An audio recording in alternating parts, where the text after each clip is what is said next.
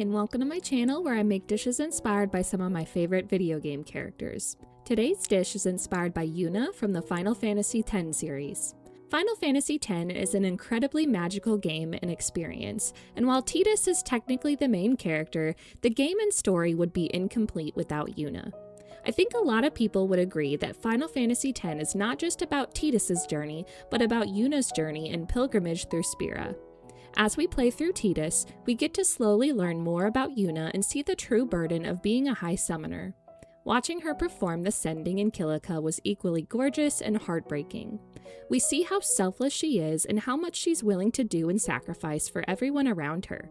We get to see Yuna's sweet personality, and as we spend more time with her in battle and on our expedition, we get to watch Tidus fall in love with Yuna.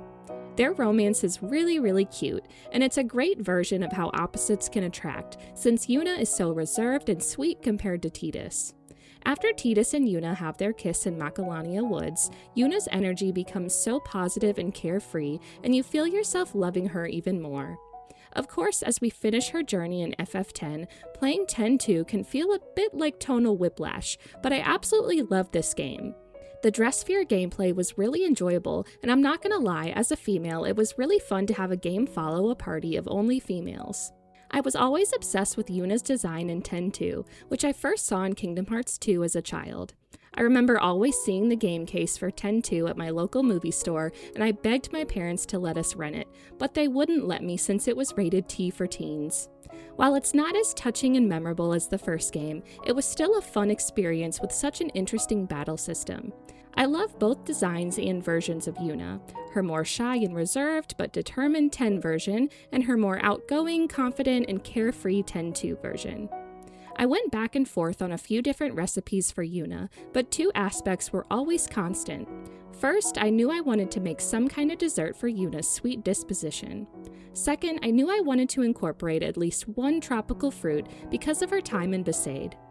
As for the dessert of choice, I felt like Yuna would really love some of the most classic kinds of desserts, like chocolate chip cookies, peach pie, and vanilla cake. I figured she would love a delicious and creamy cheesecake for its simple flavors and would love to douse it in fruit, and the cool cake would help her chill out a bit on the tropical island of Besaid. I decided to top the cake in a beautiful sphere grid blueberry sauce, and it could be complemented so well by a banana graham cracker crust.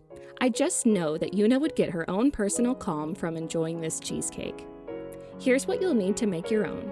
For the cheesecake base, you'll need 32 ounces of cream cheese at room temperature, granulated sugar, sour cream, 5 large eggs, and vanilla extract. For the banana graham cracker crust, you'll need graham crackers, baked or freeze-dried banana chips, granulated sugar, nutmeg, and salted butter.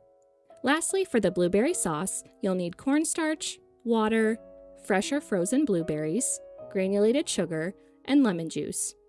There's not a huge amount of hands-on time to make this cheesecake, but there will be a lot of long chilling, baking, and resting times, so make sure to start this recipe around 4-ish hours before you would like to enjoy it. The process will start with the cheesecake base. In the bowl of a stand mixer or in a large mixing bowl, you'll add in your 32 ounces of room temperature cream cheese, 1 cup of granulated sugar, and a half cup of sour cream. With the whisk attachment or a hand mixer, beat the mixture until it becomes nice and smooth. Continue mixing the bowl on low speed and add in your 5 eggs, one at a time, and 1 teaspoon of vanilla extract. Keep mixing and beating on low to medium speed until the mixture is well combined and once again smooth and soft. You'll then cover the bowl with plastic wrap and place the bowl into the fridge to chill for 1 to 2 hours. This chilling time will help reduce some air bubbles in the base later. As the base is resting, we'll start on our banana graham cracker crust. Preheat your oven to 350 degrees Fahrenheit and then pull out a food processor. Into the food processor, we'll combine 1.5 cups of graham crackers, which is about 6 large sheets, as well as 1 1/4 cups of baked or freeze-dried banana chips, 1 tablespoon of granulated sugar, and an 1/8 teaspoon of nutmeg. Pulse and blend all ingredients until the mixture is very fine, then grab 5 tablespoons of salted butter and melt it. You don't need to cool the melted butter at all, so once it's all melted, you'll pour the butter into the graham cracker mix and pulse a few more times until the mixture is combined. You'll see that it becomes more of a dark brown, and it's expected to be a bit more crumbly.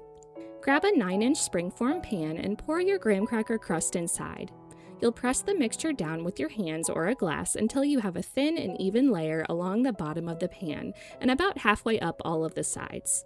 The glass can be really helpful here for making sure that the crust is nice and level and not too bumpy. Before you place the pan in the oven, you'll grab some aluminum foil and you'll surround all sides of the outside of the springform pan. You're forming this foil layer around the pan because we'll need to bake the cake in a water bath later, and this foil barrier will prevent water from getting into the cake and making the crust too soggy.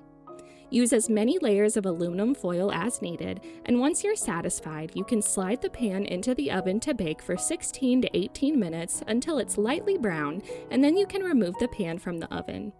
You'll marvel at how good it smells, and you'll cool the pan at room temperature until it's, well, room temperature. Make sure not to remove the aluminum foil from the pan or release the crust from within the pan. Once the crust is at room temperature, you can place the crust into the fridge so that it can start to chill until the cheesecake base is done resting. You'll continue chilling both the base and crust until it has sufficiently rested, and then about 15 minutes before you're ready to start baking, preheat your oven to 450 degrees Fahrenheit. If you have a kettle, start heating a large amount of water, or you can start heating the water in a pot on high until it's boiling. Once the oven is preheated and your water is hot and boiling, grab your base and crust from the fridge, then pour the base into the crust. You'll then grab a large rimmed baking dish that's large enough to hold your springform pan inside. Pour the hot and boiling water into this baking dish until it's about an inch high with water, then carefully insert the springform pan inside. Carefully again, you'll slide the baking dish inside of the oven, making sure not to spill the hot water out onto your hands. Once the dish and cake are safely inside the oven, you'll set a timer for 10 minutes to bake the cake at 450 degrees Fahrenheit.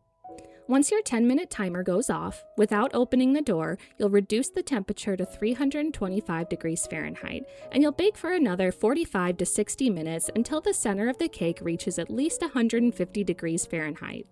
The inside of the cake will still be quite wobbly and liquidy, but trust the temperature and know that it'll come together if it's at least 150.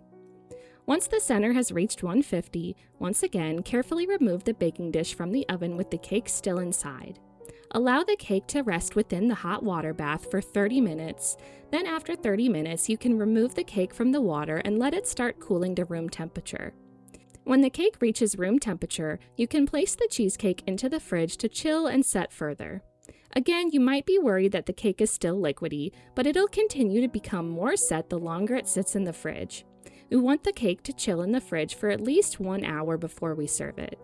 As the cake enters its final resting and chilling stage, you can make the final component, the blueberry sauce. In a small bowl, you'll start by combining 4 teaspoons of cornstarch and 3 tablespoons of water. Grab a spoon and mix the two into a slurry until combined, then set aside for later. In a medium saucepan, you'll combine about 2 cups of washed blueberries, a 1/3 cup of granulated sugar, 2½ teaspoons of lemon juice, and a 1/2 cup of water. You'll start heating on medium heat and you'll stir occasionally. Unlike some other sauces, here we want to be careful not to break the blueberries. Some of the blueberries may break as they heat, but we don't want to break any on purpose. We'll continue heating and gently stirring until the mixture comes to a boil. As the berries boil, we'll reduce the heat down to low and add in our cornstarch slurry from earlier. We'll mix and continue to heat for another 1 to 2 minutes as we stir often, and after 1 to 2 minutes, we'll remove the pan from the heat. The sauce will thicken slightly as it cools, so try not to wait for it to fully thicken over the heat. Once removing from the heat, we'll pour the blueberry sauce into a heat-safe bowl and then let the bowl cool to room temperature. Once the cheesecake is finished resting and the sauce has cooled, we can finally serve the cheesecake. Now, I'm not the best at cleanly removing my cheesecake from its springform pan. There's some advice that says to run a knife along the edges of the pan to loosen the cake, but as you can see, I tried that and it made the outside a little bit messy. Come on though, does anyone really need their cheesecake to look perfect? It's a delicious cheesecake. Release the pan and place the cake onto a serving plate. You can then remove a slice and drizzle with your blueberry sauce and enjoy. I'm a little biased because cheesecakes are one of my favorite desserts, but you just can't go wrong with this recipe. Making your own creamy and delicious cheesecake is a fun experience that is so worth it, and unless you want to share with all of your guardians, you'll have plenty to eat over the next few days. The base is so creamy, velvety, and sweet, and it goes so well with the salty and crumbly crust. The blueberry sauce is nice and tart and adds some exciting flavor to the cake. The banana flavor is very gentle and mild and can get a little lost under the strong flavors of the cheesecake and sauce, but when eaten on its own, it really does shine. The amount of sauces and toppings you can experiment with on a cheesecake are insane, and if you're like me, you'll be so in love that you'll want to keep making this over and over. Also, I usually like my cheesecakes a bit on the softer side, but the cheesecake itself will firm up with more time in the fridge and will likely look and taste the best about a day after baking. If you felt like the cake was too soft, it'll end up looking more like this on the second day. This isn't the exact same cheesecake as I use vanilla beans instead of extract, but everything else is the same, so see how it won't be nearly as soft as time goes on. Anyways, I can just picture Yuna loving to spend time baking in the kitchen anytime that she gets some free time. I imagine that cheesecake isn't a big dessert staple in Besaid, but it was in her city of birth, Bavel. One day, she decided to make this cheesecake with the Besaid spin, and all of the villagers were awestruck. They would request her to make it over and over again for all kinds of different occasions, and being the sweet person she is, she would likely humor every single person that asked. As she is likely to do, she'd start to put others' wants above her own, and Lulu and Waka would have to remind her to slow down and put her foot down when needed. She wouldn't want to admit it at first, but she would realize that they were both right, and she'd start to learn about saying no. And to her surprise, everyone would be very understanding. Time went on, and Yuna continued to have more responsibilities as her battle against Sin approached, and then she was introduced to Titus. He'd bring out all of the best parts of her, and he'd help her to grow to be the best version of herself she could be. Before their journey wraps up and she has to say goodbye to Titus, she would know that she'd need to make this cheesecake just once for him. That way they could share it and maybe laugh. In that moment, everything would disappear, and his smile would remind her of why she's sacrificing herself for the calm. Little did she know that the whole time, Titus would be planning on how to create an eternal calm where Yuna would be alive and able to do everything and anything she would want, including making this cake for years to come. The recipe card is in the video description if you'd like a more quick and concise version to give it a try.